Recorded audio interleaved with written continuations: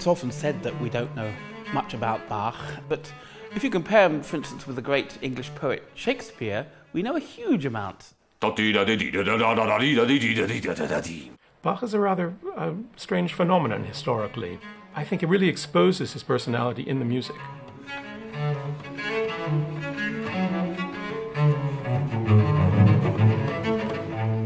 He's working, for me, really against the grain and saying things that other people don't dare to say.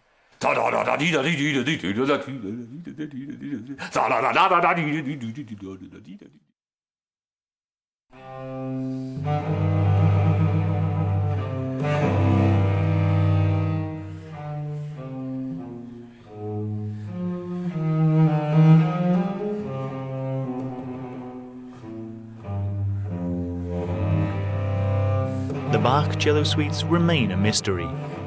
The composer left no instructions on how to play them. It's not clear for which kind of cello they were written.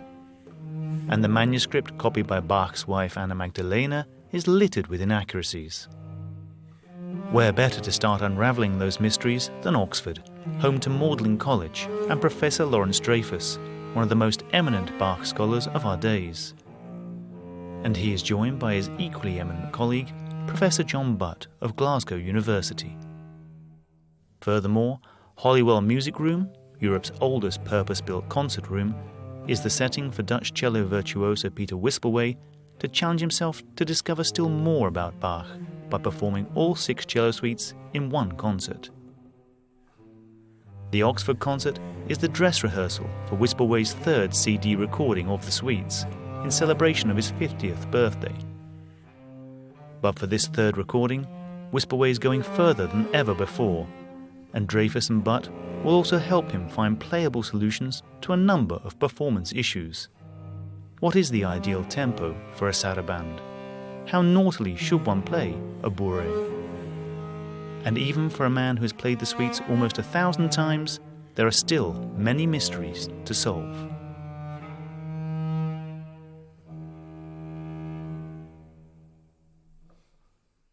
I did 2 recordings before this one. There was a gap of 7 years. Then the gap between number 2 and number 3, which is coming out now, will be 14 years. I find that very long. My intention still is to do 3 more at least, 6 suites, 6 recordings.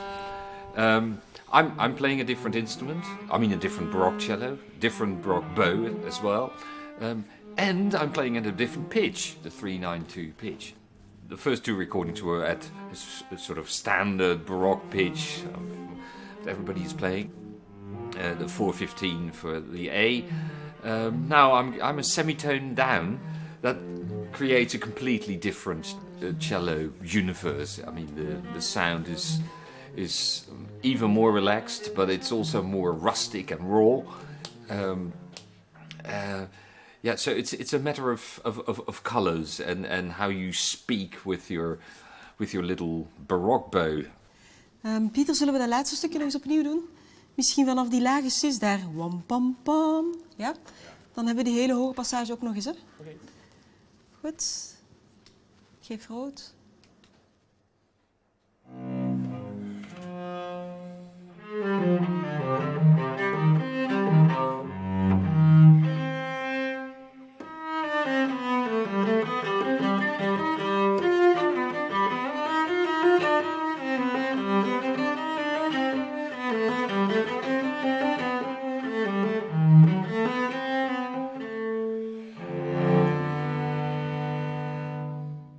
Tot hier was mooi. Heel goed. Playing this instrument at 392 is quite a different affair from playing a Baroque cello at 415. I've got one here, which is more or less tuned at 415, if it's still in tune, that is. And well, then you get it's very different.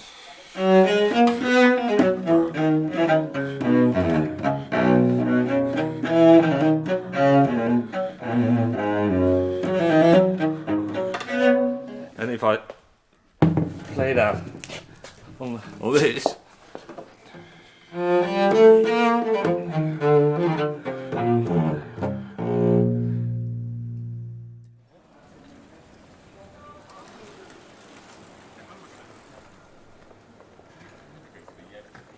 third recording is also about meeting John Butt and Larry Dreyfus. They're both great performers of Bach's music, and I've met them quite a few times in the last few years, and suddenly this idea came up that I wanted to get more out of them. I wanted to pick their brains and use them to get into Bach's brain even deeper. Many cellists, especially since the great guru Casals started playing them, consider these pieces as sort of the Bible for cellists. But of course, you both have the grand overview of his whole repertoire. So, what are these suites? Are they minor details in his output, or are they more than that?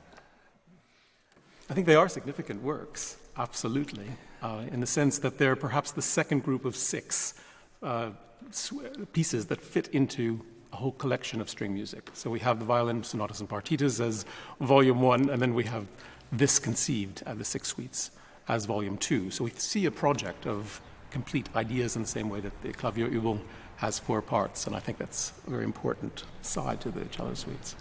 What is the order of these two? My guess is that Bach would have written the violin ones first, because the cello ones are more of a compositional challenge. There are fewer notes to play with. You have to have more experience at single line counterpoint in order to bring out a whole polyphonic texture. So my guess is that the experience of writing the violin ones was essential for Bach's conception of the second collection. But it might well be that it was a mixture of these. It might be that he wrote some of the violin ones and then wrote a cello one and so on. This would be perfectly similar to what happened with the Brandenburg concertos and with the well-timed clavier from the same period. Write a few of them, do something else, write a few more, do something else. Yes, the final version of any of Bach's collections is very seldom likely to correspond to the original motives for it. But by and large, I would say it seems likely that the cello suites came second. And so they would be conceived as a cycle, as 6 suites, and maybe instantly in his head he thought, okay, 6 pieces for cello. I start with G major. Is that how he would have thought? John? It's difficult to tell, really. I mean, 6s appears not just in the case of the string pieces, but also keyboard works, the 6 partitas, 6 Brandenburg concertos, 6 sonatas for organ as well. And they all seem to have both a use value, but also a pedagogical value and a sort of imaginative value. In other words, each of them seems to have set a challenge both for the performer in each case, but also for Bach himself. And I think the cello suites in particular are very important, most of all because of the limitations of the instrument. Yeah. That by being forced to write fewer notes, he actually implies many, many more. Yeah, Bach can be seen as an unconventional, eccentric composer. Not eccentric as an old man who wants to be against the world, but somebody who had very strong ideas or developed strong ideas and didn't care about whether he was breaking rules.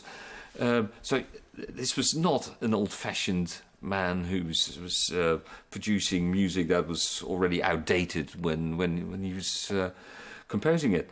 This was a raging talent who couldn't just stop himself from what he was doing. There seems to be a disconnect between his music and huge musical output in manuscripts, and mainly in manuscripts, and the details of his life, which often seem rather trivial. You know, the constant bickering with authority about his status. It seems that he got angry very easily. And there's a wonderful underlining in his Karloff Bible commentary when he says that, when the commentary says that you should be angry on behalf of your office and status, but never on behalf of your person.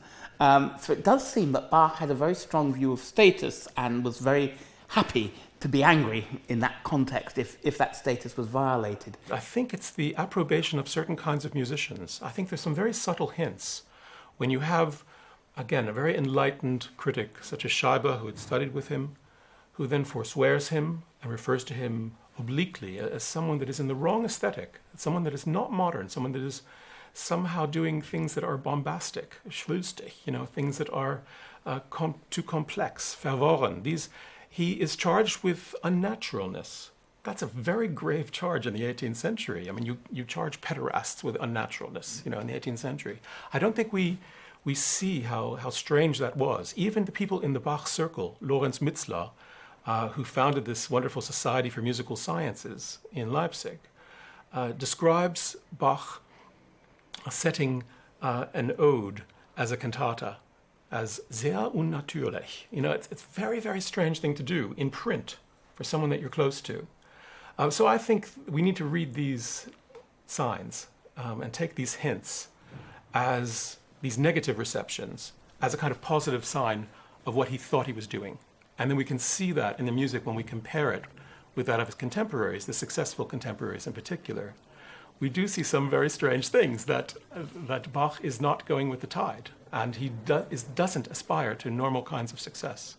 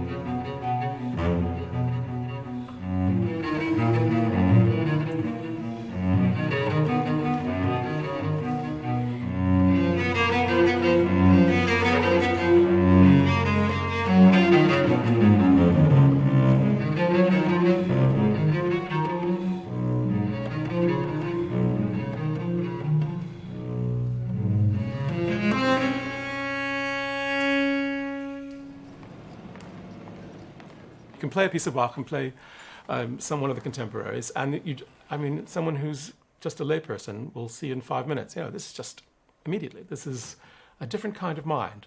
There's more complexity. People may not get the negational sides of it.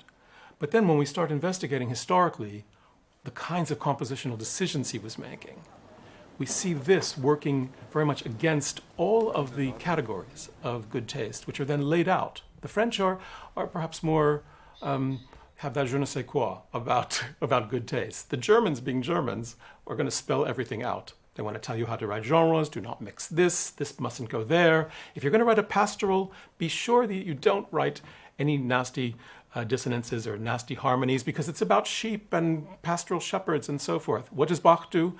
He writes pastorals with lots of sin and suffering in there, and it has a wonderful kinds of resonances with religion, but I think also with personal experience. And as a player, I know this quite intimately, and I see it so much in Peter as well. There's no way that you cannot make yourself into a conduit for this music and assume a kind of personality, a kind of person speaking through this music. One way of looking at this cycle is just seeing how Bach starts off sort of normal and then departs from normality. Again, 1, 2, 3, understandable cello music.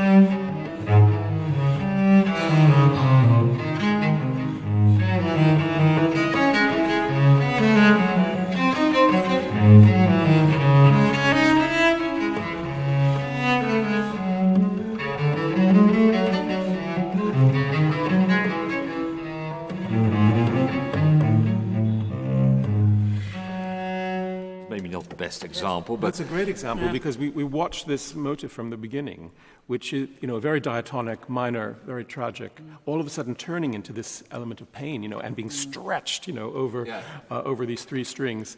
I think there's that element, again, this trajectory of taking a simple gesture that is just part of the triad of music, couldn't be simpler. And then turning that into C sharp, B flat, it's pulling it apart in a really ungainly way. So the idea that you get up in the morning and you just say, I'm feeling bad about the death of my wife, I'm going to write a prelude. You see, it's not strong enough, I think, as a concept. Now, whether there is personal grief in this piece is so obvious that it doesn't need discussing, because how could you play this? I mean, the fact that the experience of that opening, as Peter played it as well, that then gets stretched into this searing pain. I mean, that's what diminished sevenths are about in music.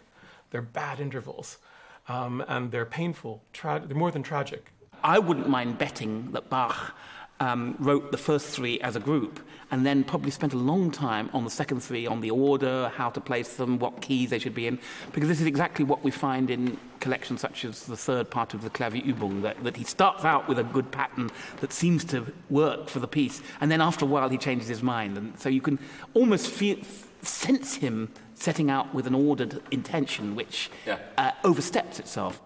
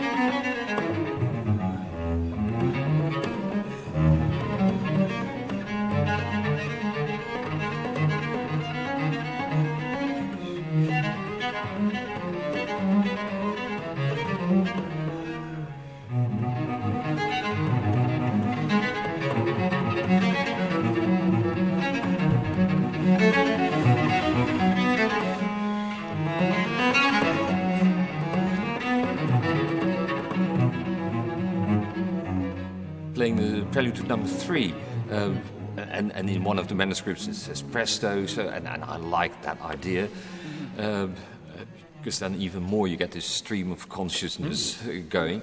But so I choose a few moments where I take a breath. Maybe I took too many. Just wondering how you think about the setting up of justice. Yeah. So. Well, this is the C major one. Yeah. Is that pressed already, or should it be?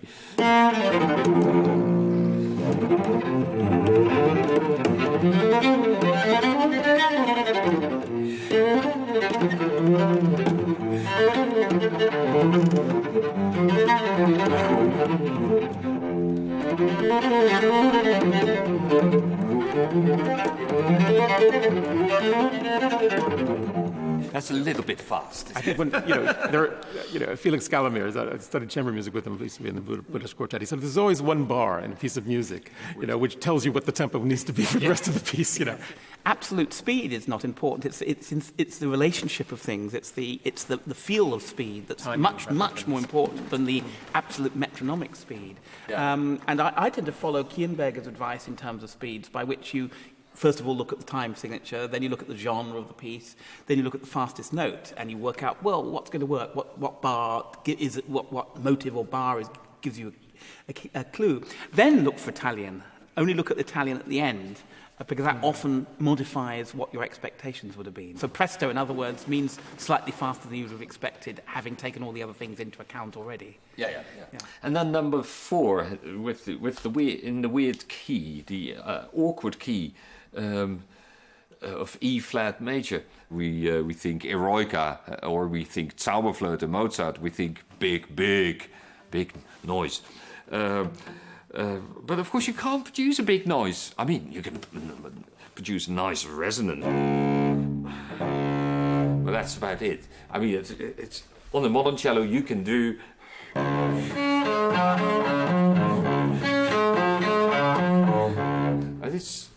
that's awful on a Baroque cello. So somehow that's not right then.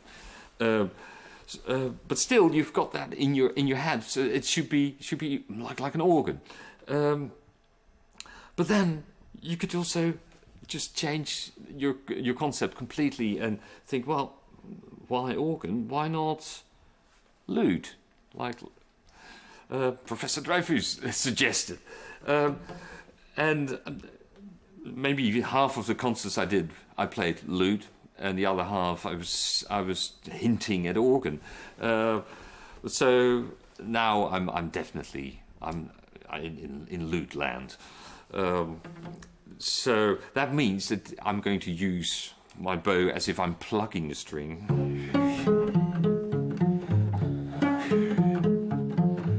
Which makes it very, very intimate. So the bow will do just tiny movements and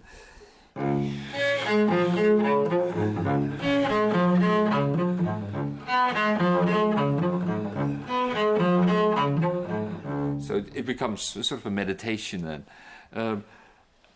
And still in this little world there are all these excursions to other worlds. I mean, like this whirlwind thing. There's this toccata element. It's all there, and then there's really some drama later on in this prelude, and then the movement ends like it started, just.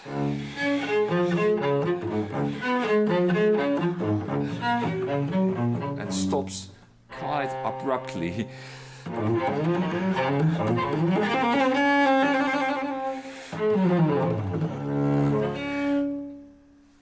And then number 5, he tunes down the top string. So then it gets seriously dark and black at times. I mean, the saraband is a graveyard, if you want. The opening with the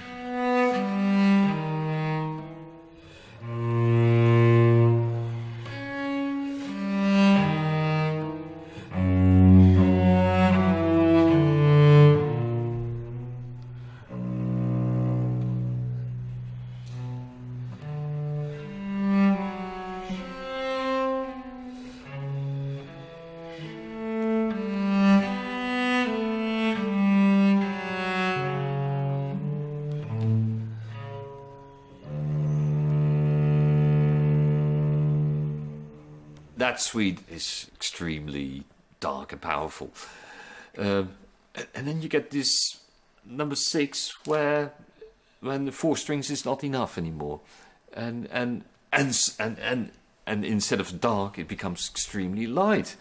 The top E string, and everything starts to jubilate.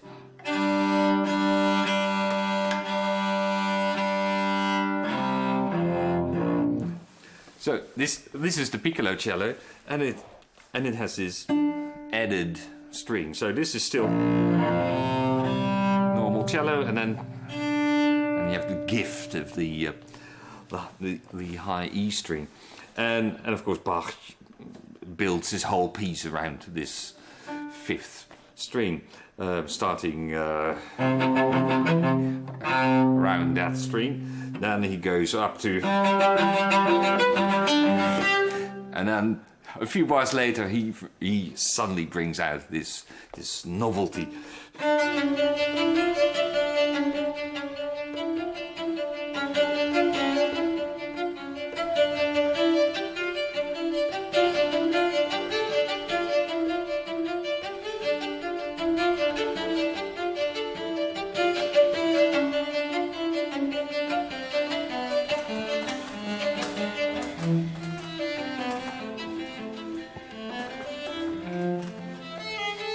Yeah, I mean, I was lucky enough to start as a kid on gut strings, so I got my. Is that normal in Amsterdam? No, this my teacher was quite fanatic about it, but she was right.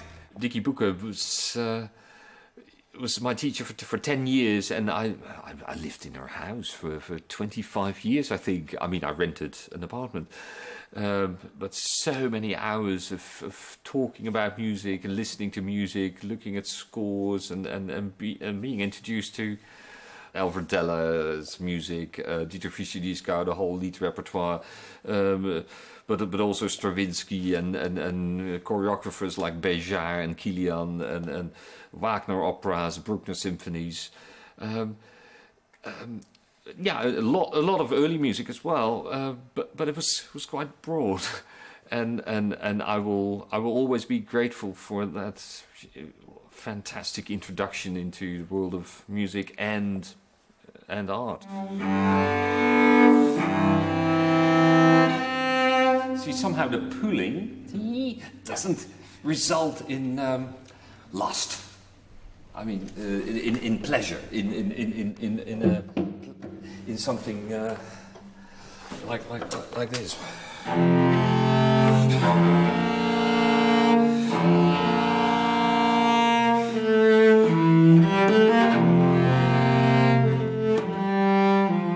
So somehow, maybe it's not louder, but somehow the resonance, the body of the instrument is Strings ring much. They ring. Yeah, the strings. The steel string sort of stops dead when you stop pushing it. A gut string just goes on.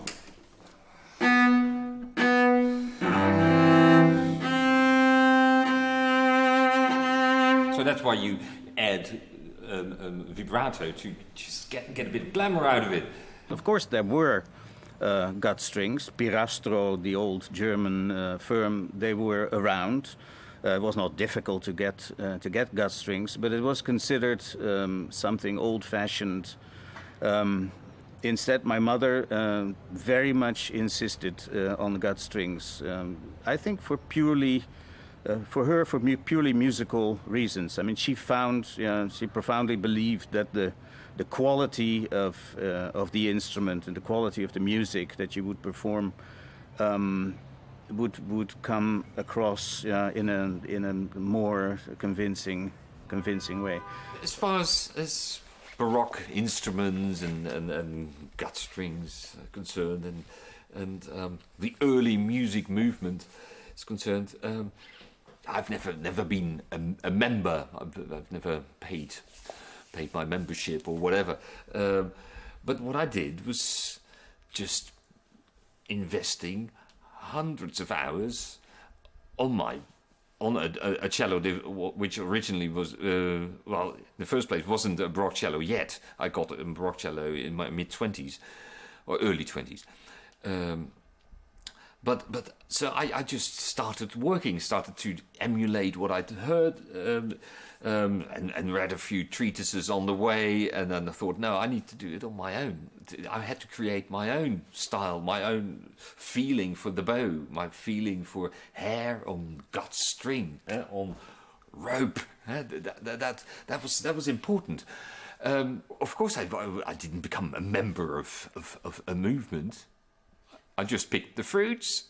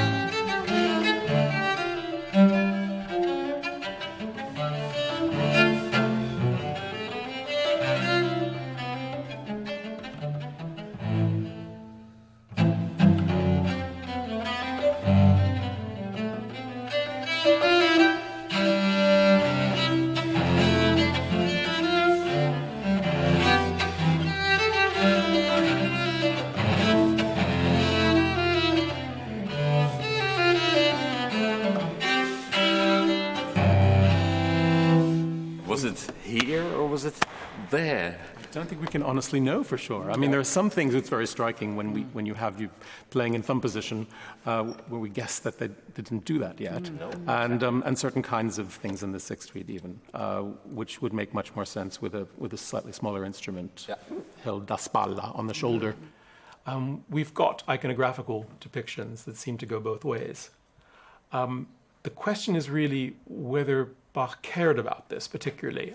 The big difference was that if you have an instrument up like this, it is easier for a violinist violist to come and say, I think I could manage this, and if I can stretch this far with this instrument tied around my neck, that I can play with a certain kind of fingering. It's quite clear that Bach, in a sort of homage to his background, from the sort of craftsman sort of milieu, knew a lot about instrument design, and he was from the opening of his career, he was introduced to, instruments in progress, organs, the Stadtpfeife, Stadtgeige culture. So I think he was always interested in instruments and experimenting with them, but I don't think he thought about them in the same way that a 19th century or 20th century composer would have thought, because they were still in progress. That's right. They didn't have an essential identity. Yeah. And there's a very telling document from 1730 when he appears, when he's writing to his town council, he appears to be envious of the court at Dresden, because he says at Dresden they only have to play one instrument each, so they can really perfect it. So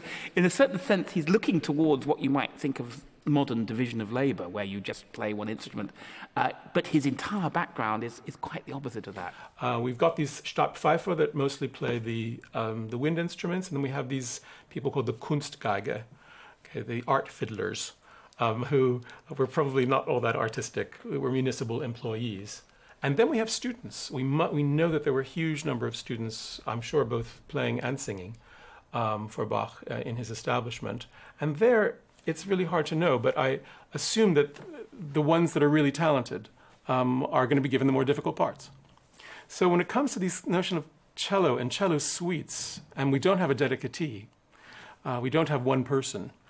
Even the lute version of the fifth suite has a name on it, Monsieur Schuster, But it's an interesting question what Bach really cared about in writing these pieces, because it's, even though it is a set aesthetically, we already have three different instrument types there. If we think about the fifth suite with the scordatura, with the change from the A string to G, and then the violoncelle à cinq cordes, with five-string cello at the end. But I think it would have been silly for him to talk about it in some way as a da spalla instrument, essentializing that, versus playing it this way. The big problem we face is that if we look at the cello technique at the time, what's really interesting is there doesn't seem to have been thumb position in use yet. Now, it's possible Bach invented this and people were using it. We don't really know. But certain passages where we could watch Peter in last night's performance, using his thumb, frankly, on a slightly smaller instrument, that would be less wide, would probably be able to be played in one position without a thumb.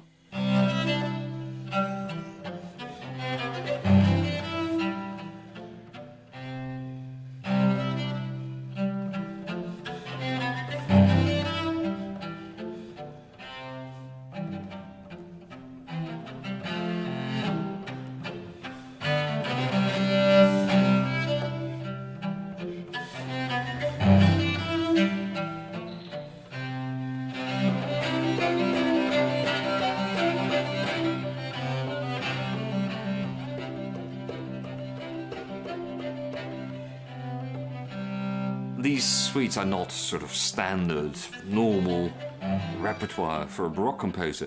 But Bach was far too unconventional. So it was experimental, it was a challenge to himself, it was going to be a challenge to the players and the listeners. And he was challenging dancers. He was using dancers and exploiting them and going beyond the dancers.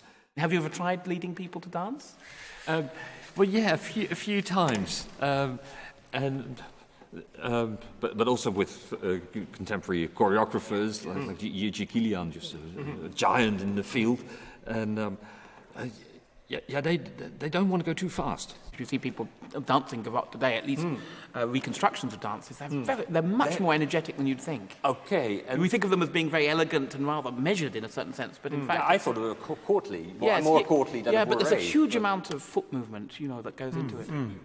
But I wonder whether those foot movements are not actually brought into what we call stylized dance pieces. That is to say, the fancy footwork and the fancy handwork. In the French choreography, we have choreography for the hands as well as the feet. So that all of that comes into this style of highly stylized dance music, which would make it not suitable for dancing because the dancers are already there. You are the dancer. Yeah. In this case. Yeah, I'm now thinking of bourrées. Bourrées, yes. Bourrées. I always think of the bourrées as being wild. Yes. And thinking they're of the fast. Are you thinking of the fourth one already? And the third as well. Right. I mean,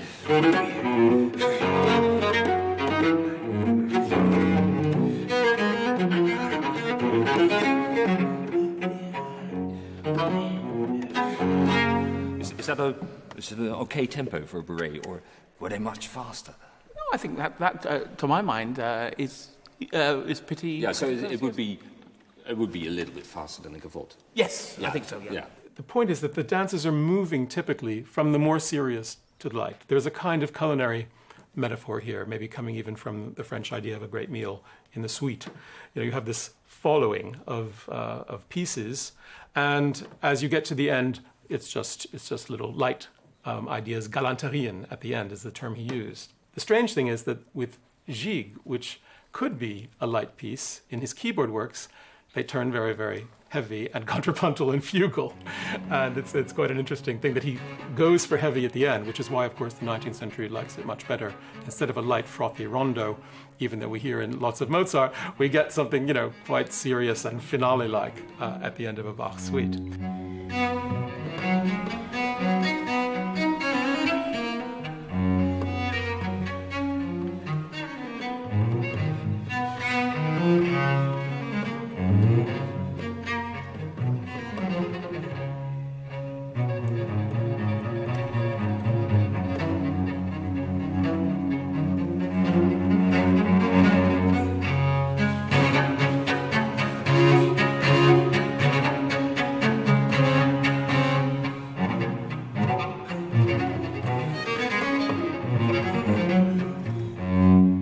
So as we go into courante, here, Bach was not very good with languages either. I mean, he misspelled the Italian word for and his entire life and with an accent.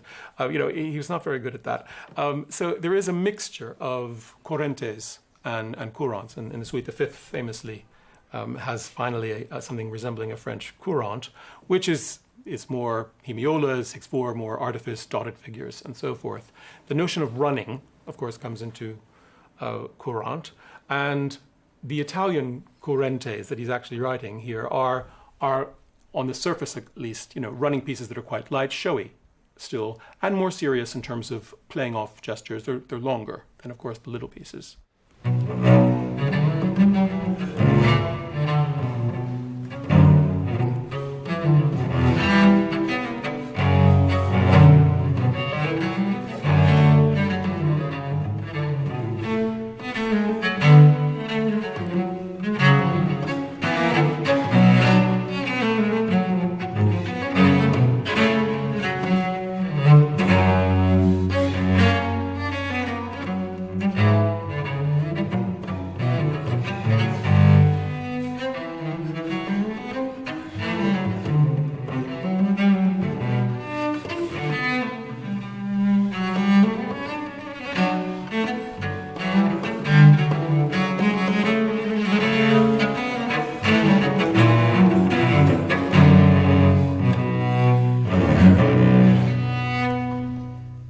And then we get to the bourrées, minuets, and so forth, which are always in these paired groupings and allow for a kind of play of light and shadow with the contrast. If one is in major, then the second one will be in minor, and and vice versa. And that the kind of play and the contrast between these two are the kind of topic that they're playing with. So you can imagine that Bach is already thinking about how this kind of musical material will contrast, and the contrasts are extreme.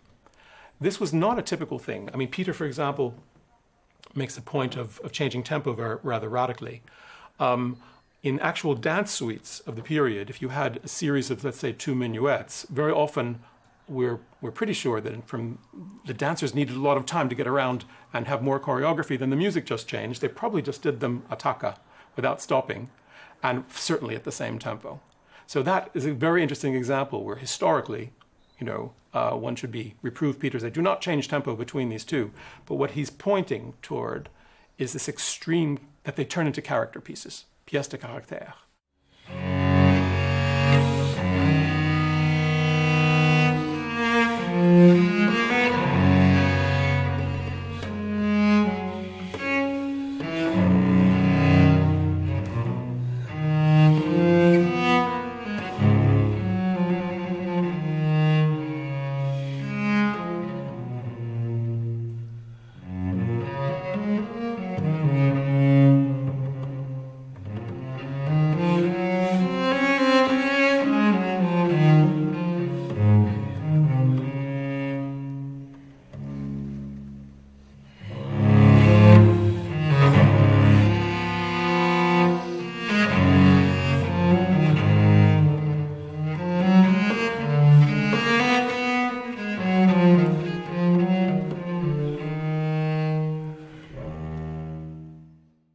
So the sarabands have to be certainly the most extraordinary movement amidst the center of the suites. And typically these were dances that were very aristocratic and where dances were quite formal in order for the aristocracy to show how light they were. So for example, people might always go on the downbeat up in French Baroque dance. So they move up like this. You see dancers always going up. It's very, very different from sort of a 19th century waltz, where people are going down into the ground, which is much more bourgeois, grounded phenomenon. And with the sarabands, there was also this sense that they had to be somehow weightless, even though there were these heavy beats and they would have to come down for gravity reasons. At the end of the 4-bar phrase, there would be this ton de courant, which you'd have to sort of come down, you'd go up again. And the idea was very much that you would be traveling around the room with partners and in these wonderful configurations, tied by a string to the ceiling. So you're always amidst this, you're being controlled at the same time that you're being very expressive with hands and feet and eyes and gesture. And what I believe is that these gestures sort of come into Bach's music, that all this stylized stuff that is happening in the great dancing must have been part of his conception, but also he seems to personalize them and sing much more in them. And there's a kind of sense, particularly in the minor suites, of great tragedy in these sarabands, a sort of unbelievable sadness that is coming there, but all very formed at the same time and slightly held back. I find quite often on listening to these pieces that during the course of the piece, I feel I'm not quite sure what sort of movement this is. Is it a dance? Is it a gavotte? Is it a allemande? Or so on. And one could almost get frustrated in the course of listening and feel Bach is really keeping us away from the true piece here. When's he going to reveal it? And you get to the end of the piece and suddenly you think, well, actually, now I come to think of it, my memory puts everything together. And in fact, it was a gavotte. It was an allemande. And I think this is one of the qualities of Bach that is shared by very few composers, certainly not of his own age and very few after. So somehow he conjures up the experience of hearing a gavotte without actually presenting you with the full score, the full notes of one.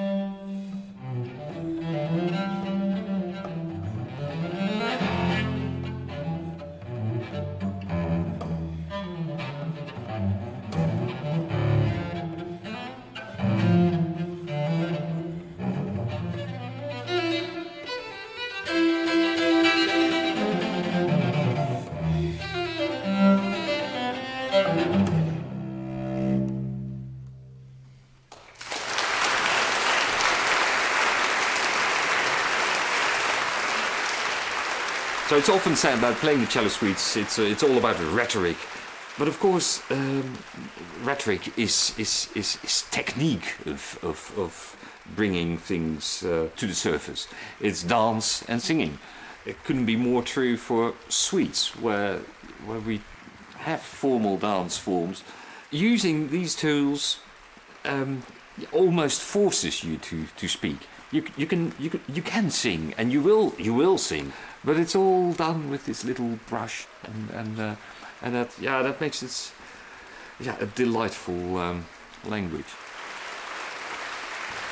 It was a project that I've been looking forward to for a very, very long time, and it has, for me personally, has been extremely rewarding. One of the discoveries, has to be the pitch, the 392 pitch. I mean, the new sonorities that it brings, and even more remote from the modern cello sound, and it has opened doors for me, and I'll in the next 10 years, every time I perform the Bach suites, I will be carrying this with me. I have no idea whether he will stop here. Add another 15 years, he'll be 65, and so he could do his pension version of the Bach suites. I have no idea. It depends. It can also happen that you suddenly lose interest. It's like an old love that suddenly you're not in love with anymore, and you say, I give up, or I direct my mind into a completely different direction.